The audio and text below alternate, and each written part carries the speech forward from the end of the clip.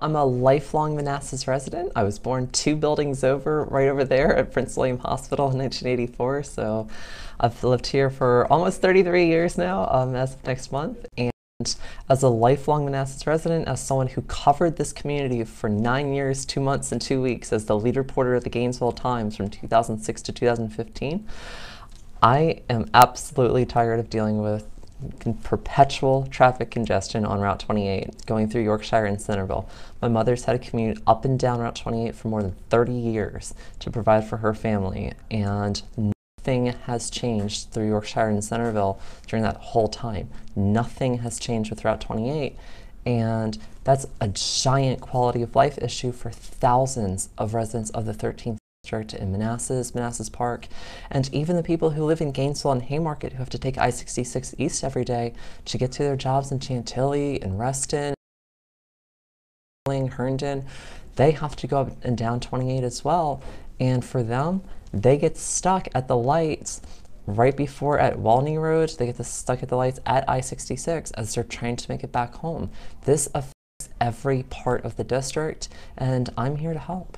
My issue with Delegate Marshall is he's had 25.5 years to secure adequate transportation funding so that we can replace the traffic lights with overpasses along Route 28 in Centerville, just like VDOT did from Route 7 up in Sterling all the way down to Route 50 down in Chantilly. He's had 25.5 years to get this done, and instead, what was his #1 legislative priority this year? The bathroom bill, HB 1612. I drove down to Richmond. I went to the press conference where he spoke about it. I spoke on camera afterward.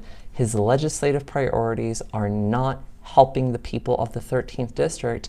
And instead, when you introduce 4 anti-LGBT bills in 1 year, that means that your delegate is singling out your LGBT constituents, neighbors, relatives, and family members instead of actually working with them. It's not okay to single out and stigmatize your constituents. We are all a part of this community, and we are all in this together. And when we focus on our common ground issues like traffic, jobs, and schools, we can actually have a government that's not divisive, that actually gets stuff done and helps people without harming other people. And that's what I want to do.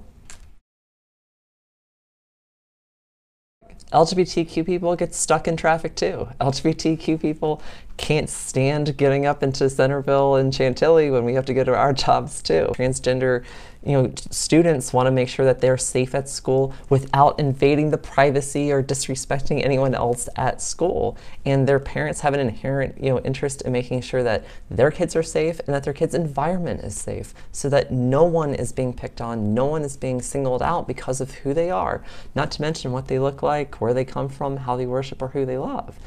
And, the way that I see social issues in this, the way I see LGBT rights in this, is that as an out transgender person who is well qualified for office, who, as a lifelong resident of the district, as someone who covered this district doing investigative reporting as the lead reporter of the Gainesville Times for a long time, I know the public policy issues inside and out.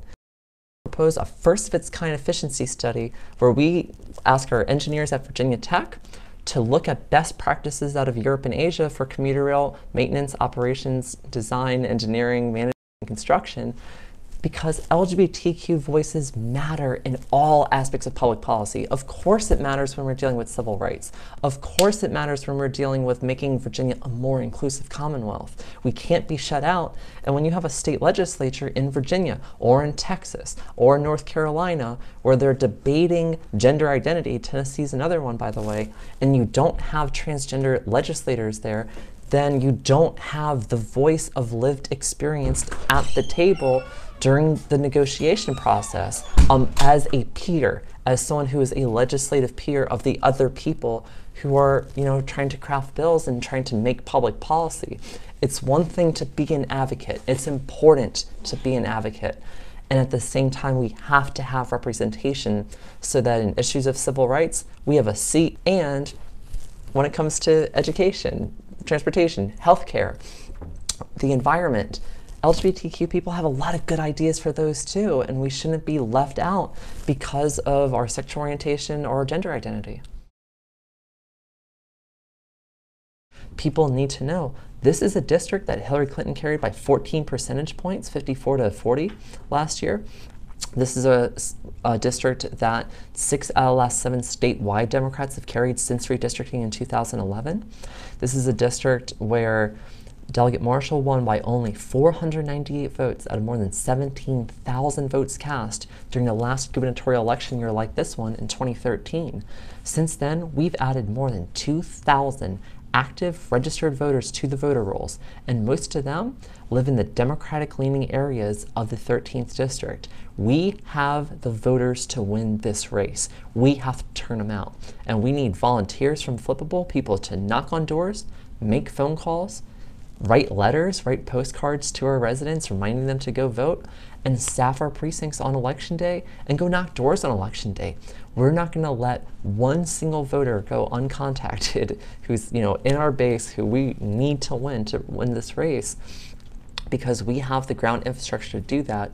And it's organizations like Flippable that are simply dedicated to electing strong Democrats and to winning back state legislatures that we're able to do this. It's so important for us to have local support and to have the support of outstanding outside groups like Flippable, who are making such a giant difference.